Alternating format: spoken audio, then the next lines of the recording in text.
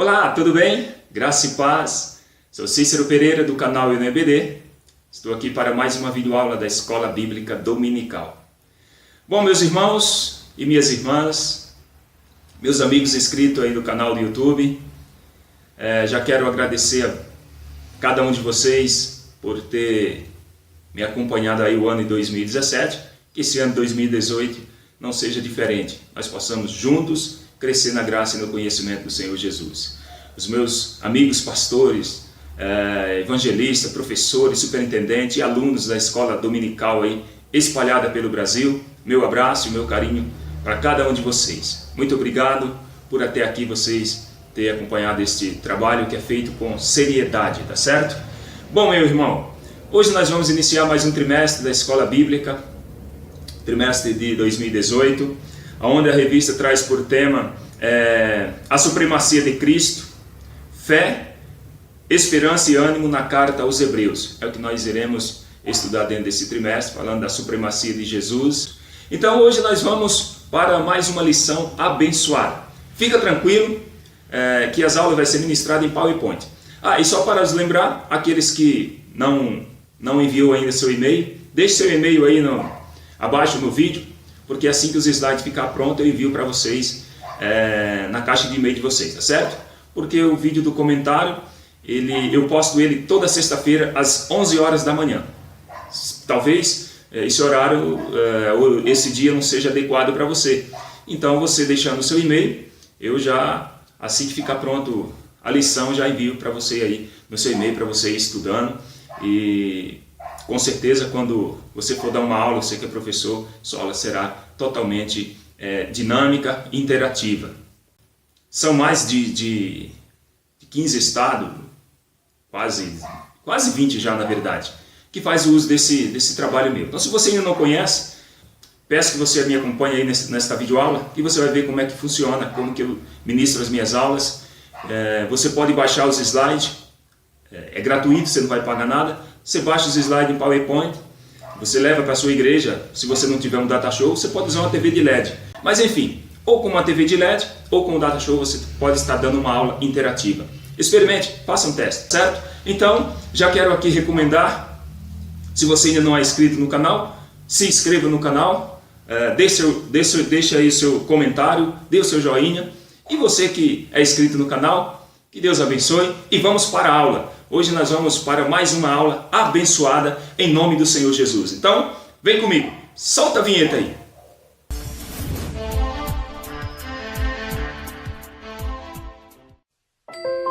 Lição de número 2. Hoje nós vamos falar sobre uma salvação grandiosa. O texto áureo se encontra no livro aos Hebreus, ou a epístola, aos Hebreus, capítulo 2, versículo 3, que diz assim: Como escaparemos nós, se não atentarmos para tão grande salvação, a qual, começando a ser anunciada pelo Senhor, foi-nos depois confirmada pelos que a ouviram. Verdade prática. A salvação não é algo dada ao crente compulsoriamente. O cristão é exortado a ser vigilante e não negligente em relação a essa dádiva recebida. Leitura bíblica em classe. Está na Epístola aos Hebreus, capítulo 2, do versículo 1 ao versículo 18, que diz assim. Na verdade, não vou fazer leitura, eu ia fazer leitura aqui, mas a gente vai perder muito tempo nesse vídeo. Então, você pode depois estar fazendo a leitura aí na sua Bíblia ou na sua revistinha mesmo. O que é que nós iremos estudar dentro desta lição de hoje? O que é que nós vamos estudar? No primeiro tópico, nós vamos falar sobre uma salvação grandiosa. No segundo tópico, uma salvação necessária. E no terceiro e último tópico, iremos falar sobre uma salvação eficaz.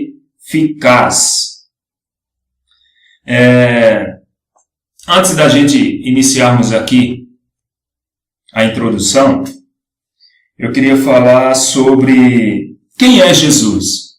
Quem é Jesus para nós? Jesus, claro, ele é o nosso Criador, ele é o nosso Redentor. Jesus é aquele a qual Deus fala por meio dele. Jesus é aquele que assumiu o lugar que era dele, né, por direito, que está à destra do Pai. Jesus, ele é maior do que os anjos.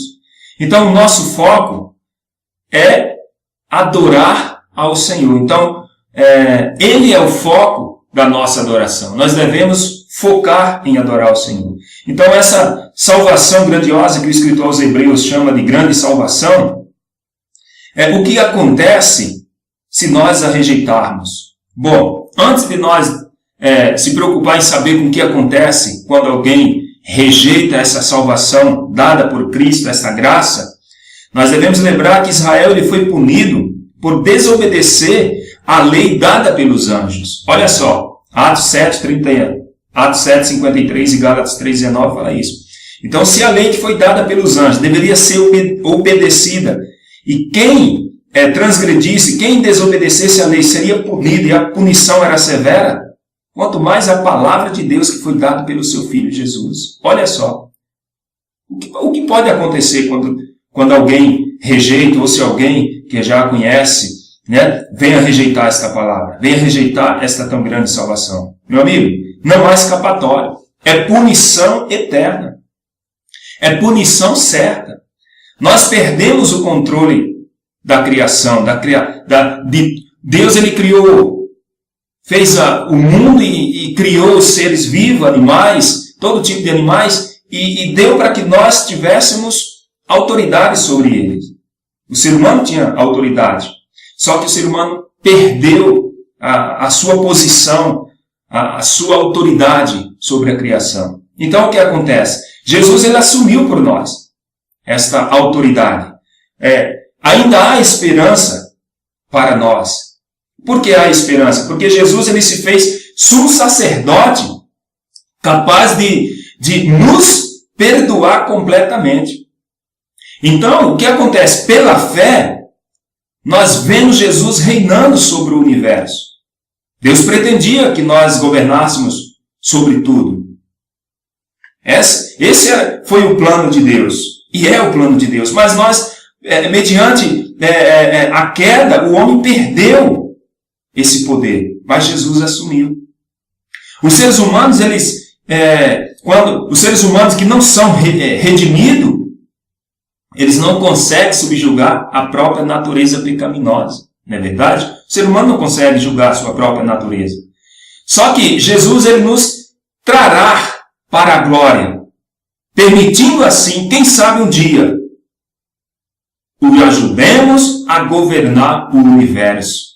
Porque 2 Timóteo 2,12 fala isso. Certo? E Apocalipse 20, versículo 4 e 6, e também 22, versículo 5, fala que um dia nós vamos ajudar a Cristo a governar. Então há esperança. Se somos filhos de Deus, se você é filho de Deus, se nós aceitamos Jesus como nosso Salvador, nós somos filhos de Deus. Então Jesus ele não é somente o nosso Criador. Jesus ele não é somente o nosso Redentor, o nosso pastor. Ele também é tudo isso. E muito mais. Mas também ele é o nosso irmão mais velho. Depois você confere os versículos aí de Hebreus 2:11, 17, Salmos 22, Romanos 8, 29, que fala que Jesus, ele é o nosso irmão. Então, como irmão, ele pôde conquistar para nós aquilo que nós já tínhamos perdido. Jesus, ele é maior do que Moisés. Moisés, para os hebreus, ele era o quê? Quem foi Moisés? Moisés, ele foi o doador da lei. Moisés era uma pessoa muito reverenciada na história israelita. Moisés era reverenciado, só que Jesus é muito maior do que ele. Moisés era o quê? O que Moisés era? Moisés era um servo fiel na casa de Deus. E Cristo? Cristo é o filho fiel e responsável pela casa do Pai. Então, Jesus é, sem dúvida alguma, sublime. Ele está acima de tudo. Bom, então vamos para a introdução. O texto dá início à sessão de Hebreus 2:1 ao versículo 18, certo? E o escritor ele já dá uma forte exortação. Ele diz que era necessário, por parte dos crentes, maior firmeza em relação às coisas espirituais. Então, há aqui uma forte exortação. E o escritor aos Hebreus, ele percebeu que essa exortação era necessária, porque os crentes precisariam estar mais firmes com relação às coisas espirituais. O autor observa entre eles, ou seja, entre os irmãos, uma certa letargia e negligência diante de um fato tão grande e importante como a salvação. O autor ele observa entre os irmãos ali, entre os crentes, um certo que eles estavam num sono profundo. Letargia significa profundo sono. Ou seja, havia uma certa negligência concernente à salvação. A exortação era de suma importância porque evitava que alguns deles viessem a se desviar ou perder o rumo.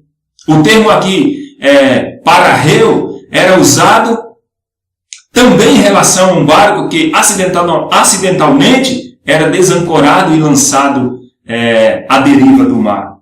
Então, haveria que era necessário essa resposta, era necessário por meio, através dessa resposta, o pessoal, os irmãos ali, retornar às verdades que eles já tinham ouvido antes, que eles já tinham esquecido, que era importante, para evitar que algum se desviasse, para evitar que algum perdesse o rumo, porque o vocábulo usado aqui é desviar, perder o rumo. Então o autor ele faz uma comparação com um barco que acidentalmente foi desancorado. Então o pensamento aqui do escritor aos Hebreus era que só havia uma maneira de manter-se no rumo certo. Só havia uma maneira. Qual que era? Como ele faz uma comparação com o barco, era de ancorar o barco no porto seguro.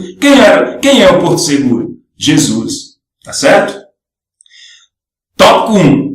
Uma salvação grandiosa, testemunhada pelo Senhor. O autor faz um contraste entre a aliança do Sinai e do Calvário. A antiga aliança foi mediada por anjos, de acordo com Hebreus 2:2. E a nova aliança tinha Jesus, o Filho de Deus, como o mediador. Se uma aliança firmada na lei, mediada por anjos, imperfeita e transitória, requeria obediência por parte dos crentes, muito mais a nova aliança, que é perfeita e eterna. Então o autor aqui ele faz esse contraste, né, entre o Calvário, a aliança do Calvário, a aliança do Sinai e a aliança do Calvário. Ele diz que a antiga aliança foi o quê? Intermediada pelos anjos, mas a nova tinha Jesus, o Filho de Deus, como mediador. Então Jesus foi o Filho que anunciou essa tão grande salvação. Então por isso ela não pode ser negligenciada. Os anjos tinham uma grande estima a respeito dos judeus. Os judeus estimavam os anjos por quê? Porque os anjos eram o portador da lei. Então eles respeitavam, os anjos eram respeitados. Mas Jesus é o Filho de Deus. Então o Filho é mais importante, é maior. Requereria, se a velha aliança que era transitória requereria obediência por parte dos crentes, se não obedecesse eram punidos, e a nova aliança, que é eterna e perfeita? Qual seria o castigo se alguém desobedecer? Ou se alguém desobedecer? O castigo, a Bíblia diz que é punição severa, fogo eterno, ou seja, traduzindo, inferno. Subtópico 2, proclamada pelos que a ouviram. Olha só, essa salvação grandiosa foi primeiramente anunciada pelo Senhor e posteriormente por aqueles que a ouviram. Mas, mesmo não tendo recebido a palavra diretamente do Senhor, o autor não tem dúvida que a mensagem apostólica era essencialmente a mesma palavra de Deus. E, portanto, ela deve servir de quê? De fundamento da nossa fé. Então, o autor aqui, ele disse que a mensagem foi anunciada primeiro pelo Senhor e posteriormente por aqueles que ouviram. Ele mesmo, o autor, o escritor aos Hebreus, não testemunhou, não foi testemunha ocular dos feitos de Jesus. Mas ele viu, ele percebeu que a palavra foi dada por Cristo e por aqueles que ouviram. Então, que ele recebeu esta palavra por meio dos que já tinham ouvido da boca do próprio Jesus. E ele não tinha dúvida que essa mensagem era a palavra de Deus. E que os crentes deveriam atentar com mais diligência, obedecer, né, e ter mais confiança na palavra do Senhor. Subtópico 3. Confirmado pelo Espírito Santo. A mensagem que primeiramente foi anunciada pelo Senhor e testemunhada pelos que a ouviram foi instrumentalizada pelo Espírito Santo. O Espírito Santo é o agente por trás de cada milagre e sinal operado na história do povo de Deus, tanto no passado quanto no presente. Então, o Espírito Santo, ele é o agente por trás de cada milagre, de cada sinais, operado tanto no passado, na história do povo hebreu, do povo de Deus, como nos dias de hoje também. Então, o autor chama a atenção para quê? Ele chama a atenção do seu público para quê? Para a importância da mensagem recebida, da mensagem que eles estavam recebendo.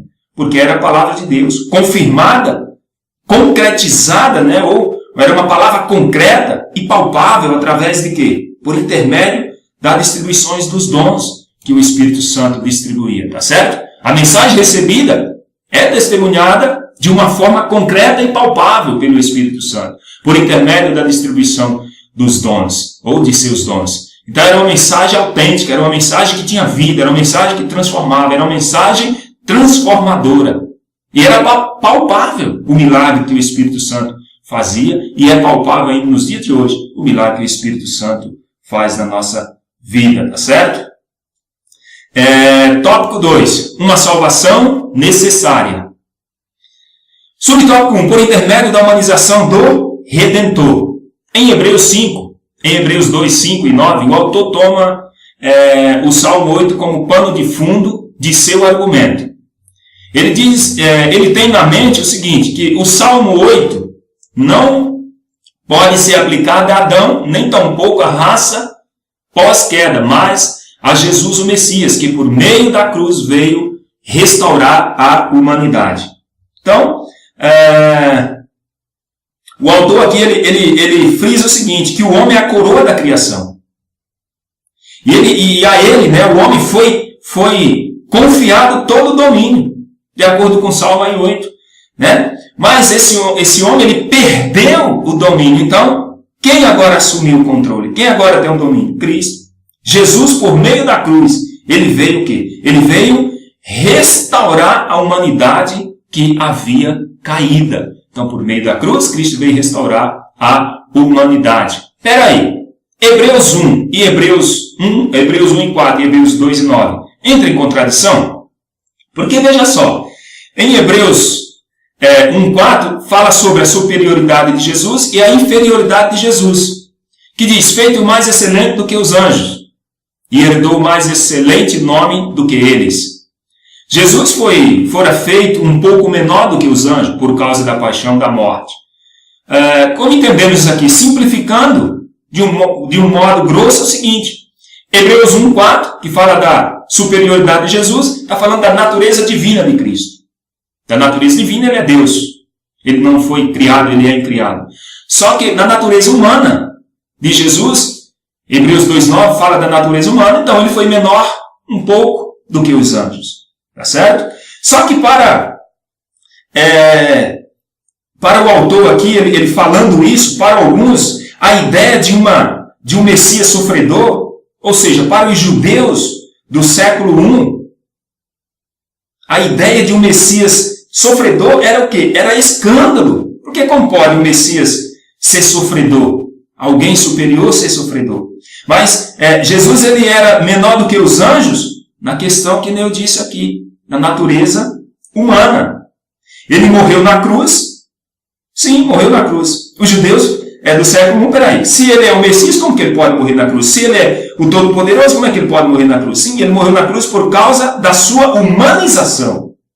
Jesus, ele é menor do que os anjos, mas enquanto ele vivia os limites da condição humana. Aí sim ele era menor do que os anjos. Aí onde algumas pessoas confundem. Jesus ele foi criado menor do que os anjos na natureza humana, né? Nas condições e nos limites humanos. Mas ele é superior aos anjos na natureza divina. Ele é superior a tudo e a todos, porque ele é Deus. Subtópico 2. Por meio do sacrifício do Redentor.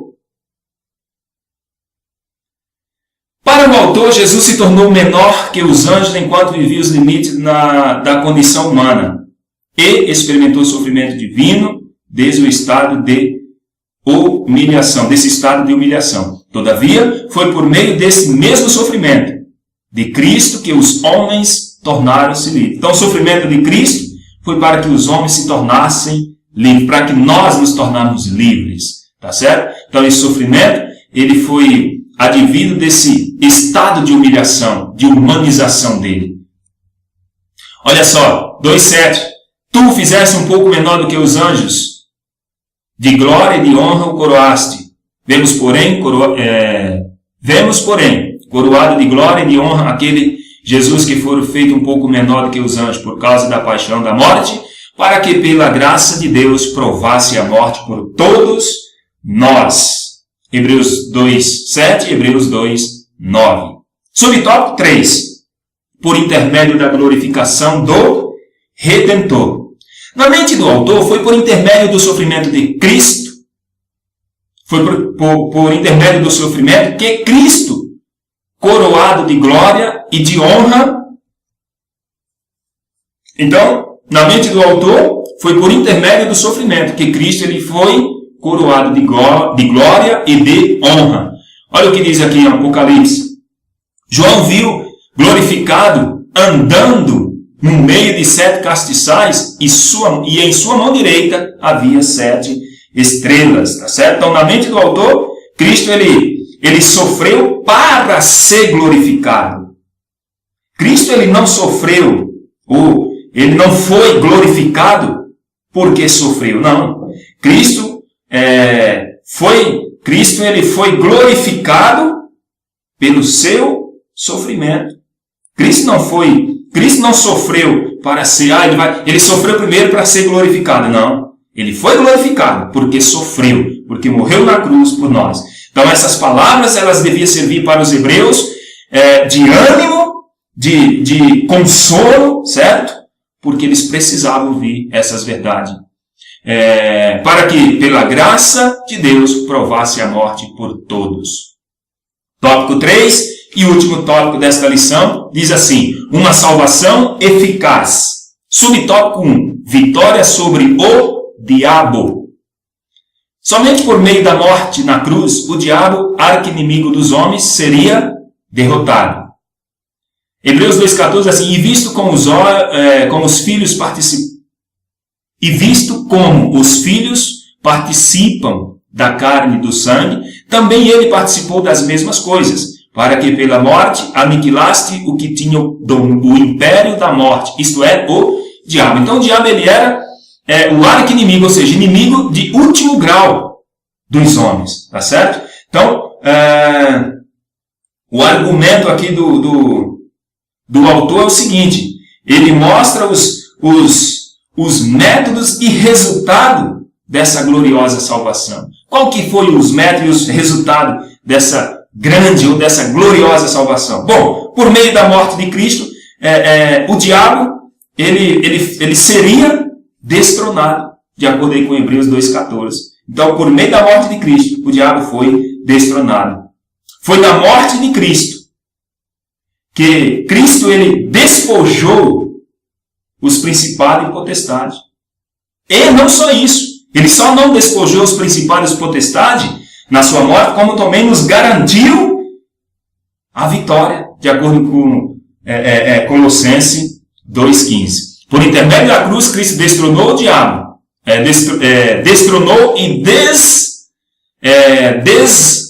desarmou Satanás das armas que este possuía. Então, Cristo ele destronou e desarmou Satanás das armas que ele possuía. Foi na cruz que ele despojou os principados e as potestades e nos garantiu a vitória.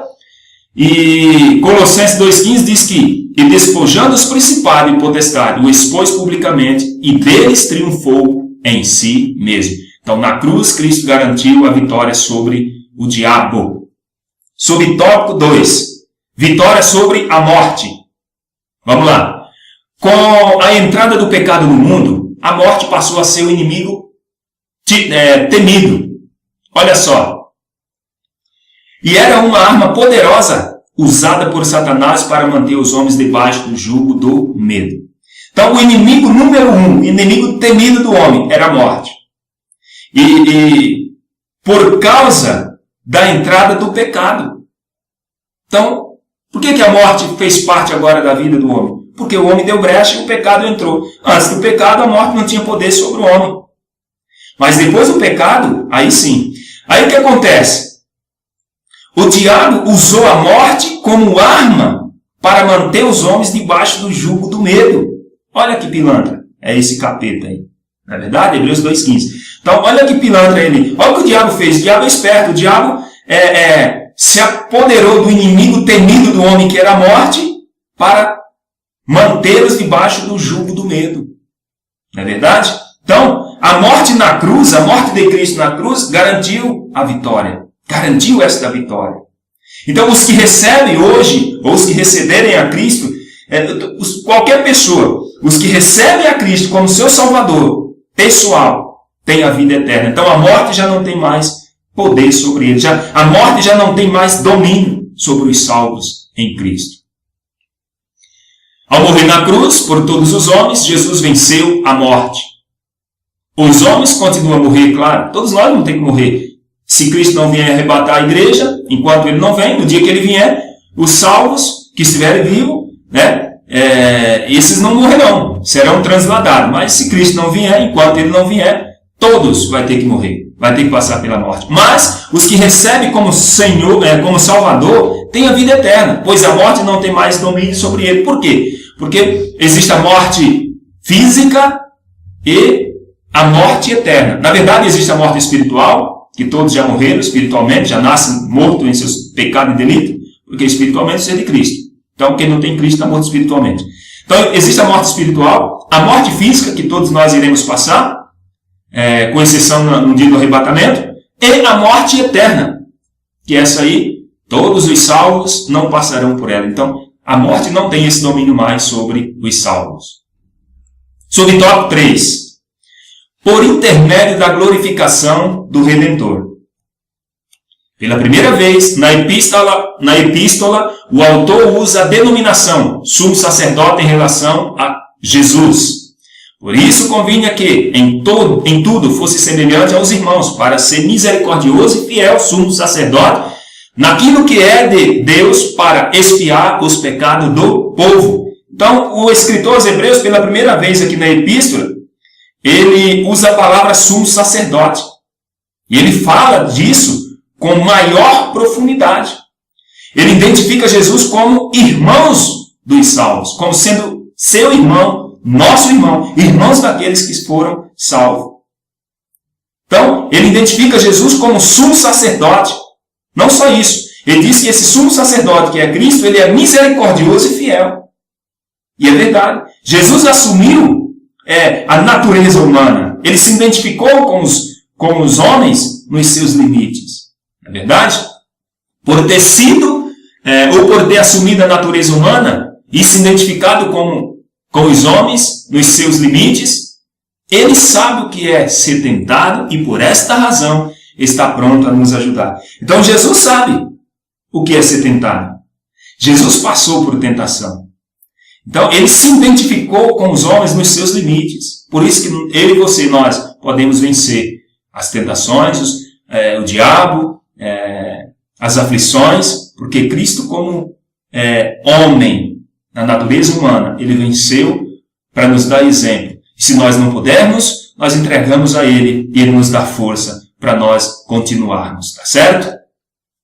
Chegamos aqui na conclusão desta aula, no término desta aula. Na conclusão diz assim: por meio da sua humanização e humilhação, Jesus se tornou o legítimo sumo sacerdote, representante da raça humana. Olha só, Jesus, através da sua humilhação, da sua humanização e humilhação, ele se tornou sumo sacerdote. Se tornou o quê? Representante da humanidade.